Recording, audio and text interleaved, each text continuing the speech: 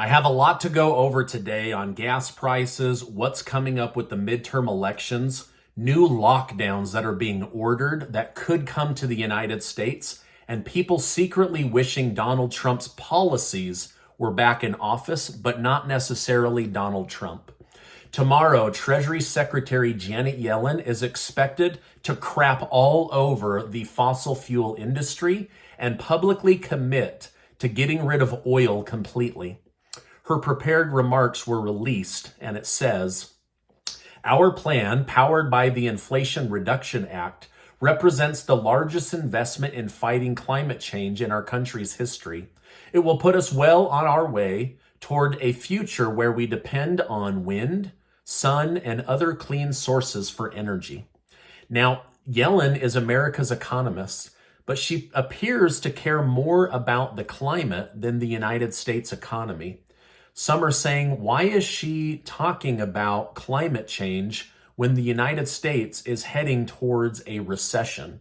So should the Secretary of Treasury be talking about climate change or fixing the U.S. economy, dealing with this ridiculous high inflation, working with the Federal Reserve to improve Americans' lives and deploy the money that they've already set aside? Or is climate change part of the economy? Let me know your thoughts in the comments. Now, I want to say something political without trying to be political. I've been reading and researching on many news sites that are warning that after the election cycle, things are going to get really, really bumpy. So things have been improving, right? Gas prices have been coming down. Jobs are doing really well. And I'm not here to tell you how to vote. In over 3 years of doing this, I've never told anybody how to vote. But I'm seeing some problems that I think are going to get really, really inconvenient right after the election. Now, student loan debt forgiveness is probably going to be held up until after the election in lawsuits. So whether it happens or not, Democrats got to announce that everybody's about to get a $10,000 bonus if they have student loan debt, but it's not guaranteed that that's going to happen. We're also going to see the student loan debt repayments turned back on this coming January after the election, and it's going to wreak havoc on people's budgets that haven't been accustomed to making a payment in over 2 years. Also, we have been releasing millions and millions of barrels of oil from our strategic reserve, and right before the election, they're going to stop doing that. Then there's a lag of a couple of weeks, and then gas is expected to go up. At the same time, the federal government has committed to buying 60 million barrels of oil to try to replenish the almost 200 million barrels that they've spent. So now the American people is going to have to compete with the federal government for gas, and there are Wall Street firms saying that we could see the price of gas jump by $1.25 a gallon after the elections. So now, and honestly, I don't know if Republican lawmakers even have a good plan for combating inflation. So again, I'm not trying to tell you how to vote, but right now, a lot of analysts are saying there are many major talking points that are being used to look good or manipulate the American people, but they all have an expiration right after the election cycle. So just something to be aware of. I'm really hoping gas prices don't jump $1.25, because what would be the whole point of trying to bring it down this summer only to have it jump that much so quickly?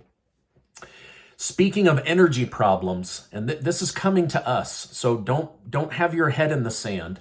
The head of the European Union is calling for new lockdowns. They're basically calling on all EU citizens to immediately lower your gas and electricity use to as close to zero as humanly possible.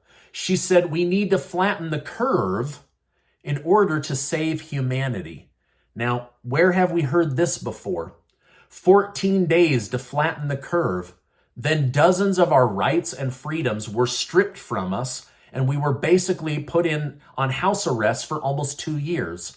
Now, I'm sure many of you have differing opinions than me on the lockdown, But I saw a major infringement on our human rights. Gratefully, Utah reopened in May of 2020. We were only shut down for less than 60 days, but I would read about other states and I would read your comments during the pandemic about how you were essentially on home arrest.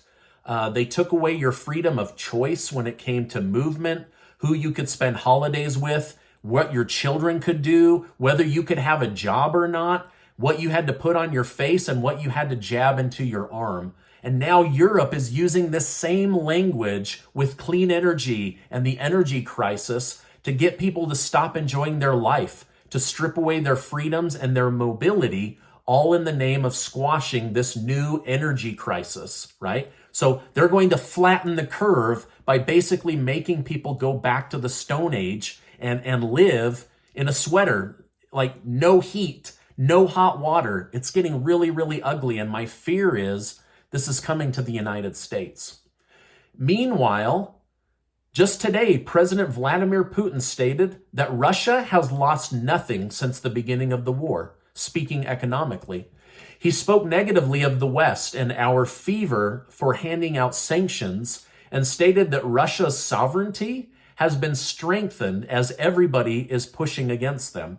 So he did admit, there is a stain on the Russian image and we have lost lives militarily. But as far as the economy goes, the cost of living, the cost of freedom, Russia's doing really, really well. So now you have Europe and the United States facing major energy price hikes and abusive use of our tax dollars in order to fight Putin, who has citizens that are living really, really well. So, this is what has me nervous. This new plan that they're rolling out is going to affect all of us. In fact, Switzerland just announced that if you dare to heat your home higher than 65 degrees this winter, you will be forced to go to jail and pay a $3,000 fine. Now, I don't know if you've ever sat in a house that's like 60 to 65 degrees when it's snowing outside. It's very, very cold. And this is what they're saying. If you go higher than that, you will go to jail. It's crazy what is coming to Europe and what will probably cross the Atlantic over to the United States. Now, this is scary. Next week, Vladimir Putin of Russia and Xi Jinping of China will be meeting in person to discuss how to strengthen each other's countries through energy trade, through goods trade, and through military protection. So China and Russia are further strengthening their world superpower position by joining forces, right? It's like Power Rangers, right? They're like coming into this giant robot that nobody can take down. These guys are coming together and it's weakening the rest of the world, right? So these BRICS nations, the WEF, the World Economic Forum, they're all fighting to control us and damage the United States, but they're also battling each other. And this is all going on. So they're meeting next week to have this big in-person meeting. Now, on some positive news, I wanted to point out a mining stock that I brought to your attention over a year ago. Just announced a major vein of zinc, copper, gold, and silver. Their stock jumped over 50% in less than 24 hours, and then it came down a little bit. As of the filming of this video, it's sitting at over a 45% increase. So these mining groups that I've told you about in the past, that I've been telling you, you just have to be patient, right? Just because I tell you about something doesn't mean it immediately jumps. These people have to go actually drill the earth, find this stuff. But when they do, boom, that stock just shot up really, really fast. Now, the name of that company was Callinex. I don't recommend that you go buy them right now because you would be buying on the high part of the growth, right? We should have known about this a few days ago, but some of you are already in stocks and boom, we're going to see that jump. And so I wanted to share that with you. All right, now, one of the top investors of Morning Brew, Insider, and Politico had emails and text leaked to colleagues saying, you better start praying that Trump is made president again soon because everything is starting to fall apart. The gentleman's name is Dopfner. He says, I'm a centrist, and these comments were meant to be private and somewhat of a joke, but I am very concerned about the well-being of the United States, and I would like to see more Trump policy, but not necessarily more Donald Trump. So interesting that that was leaked. All right, now the new doctor that replaced the beloved Dr. Anthony Fauci, his name is Ashish Jha. I probably said that wrong. Anyway, the other day he said that if there is a God, he now knows why God gave humans two arms. One arm for the flu shot and the other arm for the COVID booster. I mean, what do you think of this? With all the new data coming out and being made public about these COVID vaccines, should this guy be making light of God creating arms specifically to hold shots that make Pfizer and Moderna billions of dollars? I don't know. Let me know your thoughts in the comments down below. I was kind of turned off by this guy's comments. These arms are made for more than just making pharmaceutical companies wealthy. All right, now documents containing details regarding a foreign government nuclear capability have been found in Donald Trump's Mar-a-Lago home after the FBI raided it. We don't know exactly what these documents are, but we now know that they are not about the United States. It's about another country, but we also don't know the extent of what they are. So are they nuclear weapons? Are they nuclear power plants? Are they, we don't really know. However, that has come to light and was leaked to the media. And so I'll continue to report on what that is. But basically the Department of Justice has said there were nuclear documents, but they don't have anything to do with the United States. Jeff Robbins, a former federal prosecutor, spoke about the special master that Trump was awarded by a judge in Florida. He stated, it throws a significant wrench in the government's investigation. In fact, it shuts it down for the moment until further notice. The government can't do anything with the evidence that it seized until it's blessed to do so, expressly authorized to do so by this judge, which means that the investigation is essentially held hostage at the moment. So some commentators believe that this investigation is probably going to be delayed for several months.